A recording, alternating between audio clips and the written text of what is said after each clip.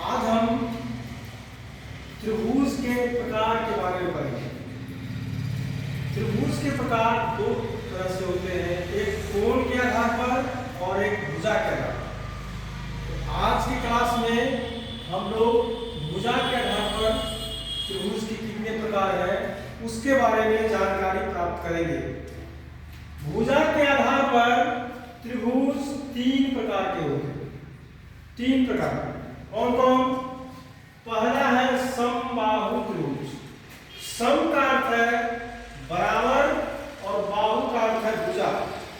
जिस त्रिभुज की तीनों भुजाएं आपस में बराबर हों उन्हें हम समबाहु त्रिभुज कहते हैं। हम इस चित्र की सहायता से इसे आसानी से समझ सकते हैं।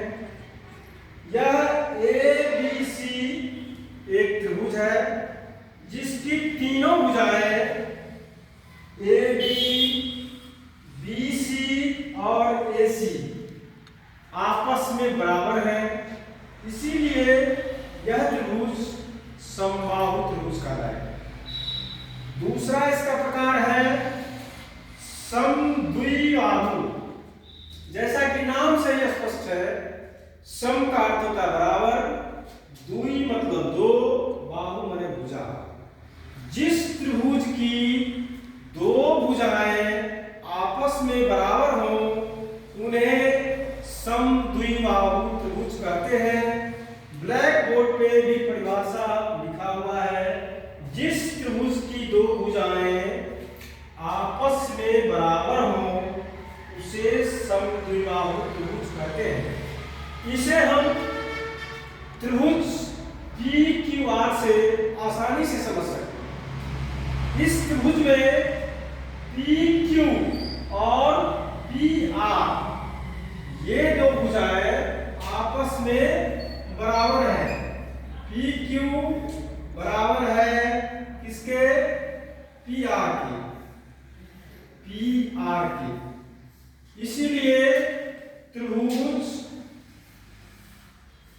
PQR एक समद्विबाहु त्रिभुज। अब इसका तीसरा उदाहरण जो है वो आप लोगों को हम बता रहे हैं। तीसरा इसका है प्रकार, उसे हम कहते हैं विषमबाहु त्रिभुज। तीसरा है विषमबाहु त्रिभुज। विषमबाहु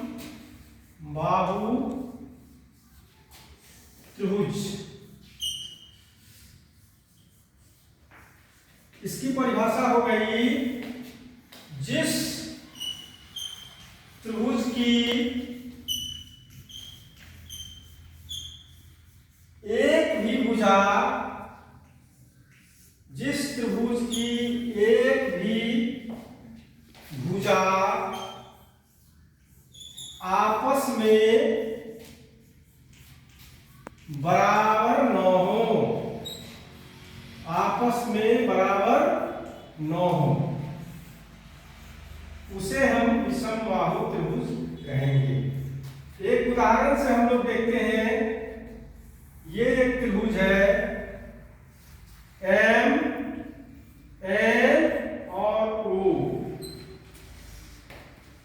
M, N और O जैसा कि देखने से ही लग रहा है, इस त्रिभुज की एक भी भुजा यानी कि MN भुजा, NO भुजा और MO भुजा आपस में बराबर नहीं है, इसीलिए ये त्रिभुज विषमबाहु त्रिभुज का उदाहरण है।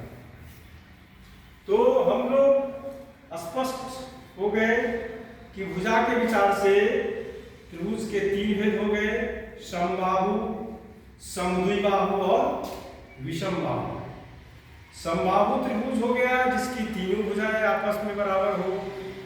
समद्विबाहु हो गया जिसकी दो भुजाएं आपस में बराबर हो।